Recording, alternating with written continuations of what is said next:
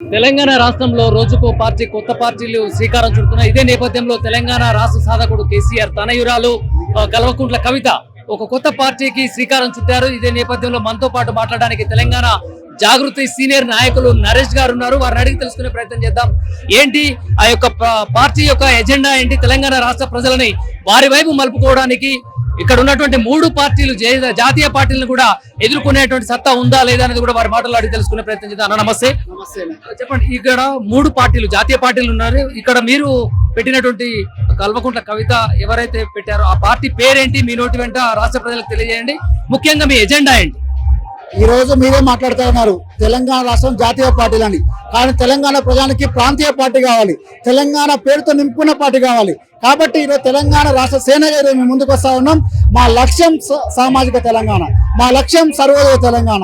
ఆ దిశగా ఉండాలంటే ఎంతో మంది మేధావులతో, ఎంతో మంది ఉద్యమకారులతో, ఎంతో మంది అమరవీరుల కుటుంబాలతో, మీలాంటి సీనియర్ జర్నలిస్టులతో మేము సంప్రదింపులు చేసిన తర్వాతనే ఈరోజు అందరి నిర్ణయం మేరకు, అందరి కోరిక మేరకు, అందరి సలహా మేరకు ఉచిత విద్య ఉచిత వైద్యం అని నిర్ణయం తీసుకున్నాం. చాలా కఠినమైన నిర్ణయం, చాలా గొప్ప నిర్ణయం. ఆ నిర్ణయం తీసుకున్నందుకు కవిత గారికి నిజంగా ధన్యవాదాలు తెలియజేస్తా ఉన్నాం. ఎందుకంటే 70 సంవత్సరాల కాలంలో ఇప్పటికీ కూడా ఈ రోజు కూడా వైద్యం అందక చనిపోతా ఉన్నారు, విద్య అందక చదువుకోలేకపోతా ఉన్నారు. కాబట్టి ఈ ప్రజానికానికి ఎప్పుడైతే విద్య వైద్యం అందుతో అప్పుడే నిజమైన సామాజిక తెలంగాణ ఏర్పడుతుందని పూర్తి విశ్వాసం నమ్మినాం. కాబట్టి ఈరోజు మా ఒకే ఒక ఎజెండా విద్య వైద్యం. అమరవీరుల ఆశయాల కోసం, ఉద్యమకారుల ఆశయాల కోసం, ఎవరైతే జర్నలిస్ట్ మిత్రుల ఆశయాల కోసం, అమరులైన వారి ఆశయాల కోసం, అందరి కోసం పనిచేయడానికి ఈరోజు తెలంగాణ రాష్ట్రం ముందుకు వస్తుంది. టీఆర్ఎస్ పార్టీగా ప్రజలందరిలో ప్రజల మమేకమవుతాం, ప్రజల కష్టాలు వస్తాం, మేము ముందు నిలబడతాం. ఒకవేళ ప్రజల దెబ్బలు లాటి తూటలు పడితే ఫస్ట్ మేము తింటాం, ఒకవేళ ఏదైనా జరిగితే ఫస్ట్ మేము అడ్డం పడతాం. ఆ రకంగా మేము ముందుకు పోతాం. రాష్ట్రంలో ఎక్కడైనా సరే, ఏ సమస్య అయినా సరే డెఫినెట్ గా మేము ముందుకు పోతామని చెప్పి పూర్తి విశ్వాసంతో మేము చెప్పగలుగుతా ఉన్నాం. పంచదన్య పేరుతోటి 5 అంశాలతోటి ప్రజల ముందుకు వెళ్తున్నామని కల్వకుంట్ల కవిత ప్రకటించారు. ఇదే నేపథ్యంలో కేసీఆర్ సంబంధించినటువంటి టిఆర్ఎస్ పార్టీ ఇప్పుడు అదే పేరుని మీరు టిఆర్ఎస్ గా మార్చుకొని మీకంటూ తెలంగాణ రాష్ట్రీయ సేవా సైన్యం అని చెప్పేసి ఏదో పెట్టారు, రాష్ట్ర సేన అని పెట్టారు. అయితే తెలంగాణ రాష్ట్ర ప్రజలు ఆదరిస్తారు అనుకుంటున్నారా? డెఫినెట్ గా ఆదరిస్తారండి. మేము పేరు అంటలేము, పార్టీలో తెలంగాణ ఉండడమే మా ప్రాణము, తెలంగాణ ప్రజల కోసం పనిచేయడమే మా ఎజెండా. ఆ సమస్యలు ఏదైనా సరే, చిన్న పిల్లల కాంచి ముసలి వరకు ఏ సమస్యలు వచ్చినా, ఉద్యమకారులకు ఏ సమస్య వచ్చినా మీ ముందు నిలబడి కొట్లాడుతుంది తెలంగాణ జాగృతి.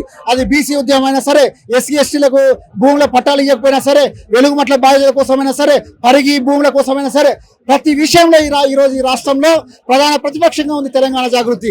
రాబోయే రోజుల్లో పార్టీగా అవతరించడం కాబట్టి ఇంకా మరింత రెట్టింపు ఉత్సాహంతో ముందుకు పోతాం, ప్రజలు మమేకమవుతాం. రాబోయే రోజుల్లో అధికారం వచ్చేంత వరకు కూడా ప్రజల మద్దతు కోరుతాం. ప్రజల మద్దతు తీసుకొని అధికారం వచ్చిన తర్వాత ఉచిత విద్య ఉచిత వైద్యాన్ని మొదటగా ప్రారంభం చేస్తామని చెప్పేసి తెలియజేసుకుంటాను.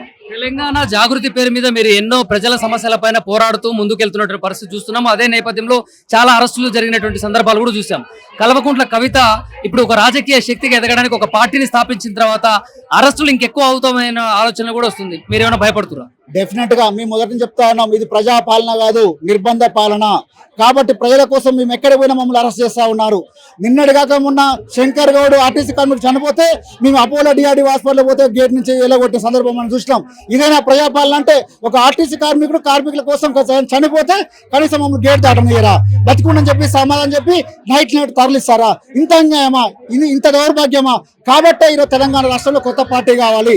తెలంగాణ రాష్ట్రంలో కొత్త పార్టీ కోరుకుంటా ఉన్నారు. తెలంగాణ రాష్ట్రంలో అధికార మార్పిడి కోరుకుంటా ఉన్నారు. 10 ఏళ్ళు ఒకరికి అధికారం ఇచ్చిర్రు, మళ్ళీ మీకు నమ్మిర్రు ప్రజాపాలన అంటే, కానీ మీరు కూడా చేసింది ఏం లేదు. కాబట్టి ప్రజలంతా కూడా కవిత వైపు చూస్తా ఉన్నారు, యువత వైపు చూస్తా ఉన్నారు. ముఖ్యంగా కవితక్క గారు ఒక మాట అన్నారు, యువతకు ప్రారంభిస్తా, నేను 80% ఎస్సీ ఎస్టీ బీసీలో టికెట్లు ఇస్తా, నా పార్టీ పదవిలో 80% టికెట్లు ఇస్తా అని గొప్ప నిర్ణయం తీసుకున్నారు. కాబట్టి ఈరోజు గొప్ప తండోపతండాలుగా మారుమూల గ్రామం నుంచి కూడా ఇంత జనాలు వచ్చారంటే నిజంగా చాలా సంతోషం.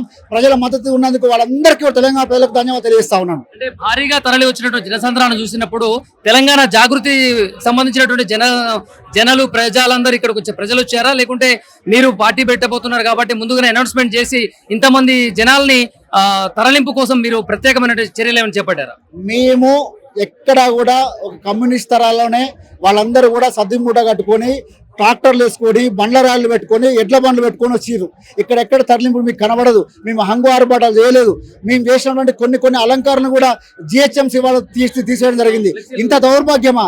ఈ రాష్ట్రంలో కొత్త పార్టీ పెట్టుకుంటా ఉంటే ప్రజాస్వామ్య వ్యవస్థను కించపరిచే విధంగా జిహెచ్ఎంసీలో ఫ్లెక్సీలు దింపిర్రు.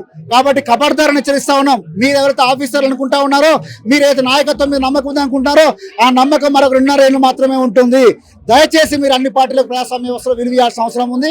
కాబట్టి ఆ రకంగా అడుగులు వేస్తామని చెప్పి హెచ్చరిస్తా ఉన్నాను.